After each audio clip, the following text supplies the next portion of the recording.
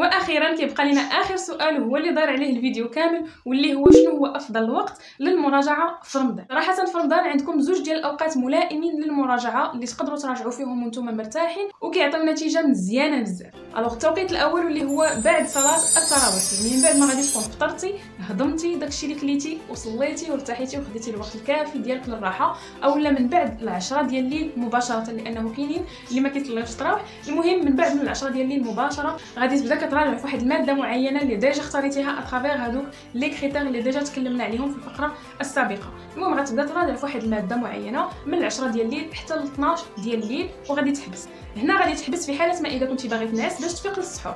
سينو كان عزيز عليك السهير وما عندكش مشكل انك تبقى فايق، اولا باغي تبقى فايق من ديك الوقيته حتى السحور ما عندكش اشكال، فتقدر تكمل المراجعه ديالك حتى من مور 12 ديال الليل، ما كاينش مشكل. التوقيت الثاني كيكون من بعد السحور مباشره. هاد الوقيته هذه بالنسبه للناس اللي كيفيقوا يتسحروا ويبغيو يرجعوا ينعسوا، فانا نصيحتي لكم ما تنعسش في هذيك الوقيته اللي من مور الفجر، لانك كتكون اولا يلاه تسحرتي يلاه صليتي الفجر، يعني كتكون ديجا مصحصح وفايق وعندك الوقت وعندك الطاقه انك تبدا المراجعه، مي ا كونديسيون انك ما تكونش ديجا سهرتي بالليل، يعني كتكون وصلتي ل 12 ديال الليل ونعستي. مي الا كنتي ديجا سهران اولا ديجا كتراجع في التوقيت الاول اللي ديجا عطيتكم وبقيتي فايق حتى السحور، فاكيد ما غاديش تقدر تبقى فايق اولا كتراجع حتى الصباح. بالنسبه للناس اللي ديجا كيكونوا نعسوا في الليل وكيفيقوا باش يتسحروا، بقاو فايقين، راجع من هذيك الوقيته ديال من مور الفجر حتى كتقرب الوقيته ديال المدرسه ديالك، كتحط كتبك وكتمشي تقرا في المدرسه نورمال.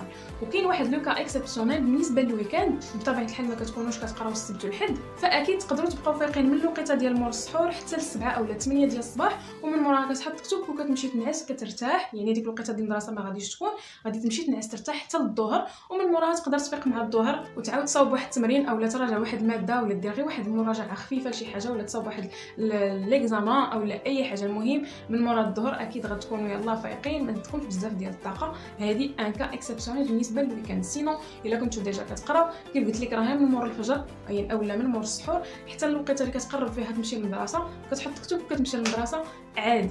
التوقيت الثالث اكيد ولكن ما كنصحكمش به بزاف، واللي هو التوقيت اللي من بعد العصر. فكما كنعرفوا من مور العصر كتكونوا يلاه جيتو من المدرسه، كيكون بنادم صافي دخل معاه الجوع دخل معاه العطش، كيخصو غير امتى يبدا المغرب ويفطر.